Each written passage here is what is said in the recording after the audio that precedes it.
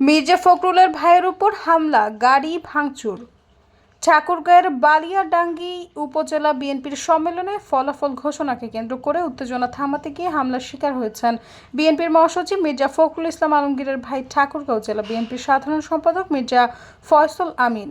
এ সময় তাকে বহন করে গাড়ি ভাঙচুর করে বিএনপির বিক্ষুব্ধ নেতাকর্মীরা। রাতে 8:30টার দিকে বালিয়াডাঙ্গি উপজেলার সমীর উদ্দিন স্মৃতি কলেজ মাঠে ঘটনাটি ঘটে। তাৎক্ষণিক ঘটনাস্থলে সেনাবাহিনী ও পুলিশ গিয়ে পরিস্থিতি নিয়ন্ত্রণে আনে। মহাসচিবের ভাইয়ের উপর হামলা ও গাড়ি ভাঙচুর আটকাতে গিয়ে আহত হয়েছেন উজ্জ্বল নামে বিএনপির এক কর্মী। তাকে উদ্ধার করে বালিয়াডাঙ্গি উপজেলা স্বাস্থ্য কমপ্লেক্সে ভর্তি করা হয়। বালিয়াডাঙ্গি থানার ওসি শওকত আলী সরকার জানান, উপজেলা বিএনপির সম্মেলনে ফলাফল ঘোষণাকে কেন্দ্র করে সামির উদ্দিন স্মৃতি কলেজে 2 ঘন্টা ধরে উত্তেজনা চলছিল। ফলাফল ঘোষণার সাহস পাচ্ছিলেন না উপজেলা বিএনপির সম্মেলনে ভোট গ্রহণের দায়িত্বে থাকা লোকজন। পরে অনুরোধের প্রেক্ষিতে ঠাকুরগাঁও থেকে রাত 8টায় ভোট কেন্দ্রে আসেন জেলা বিএনপির সাধারণ সম্পাদক মির্জা ফয়সল আমিন।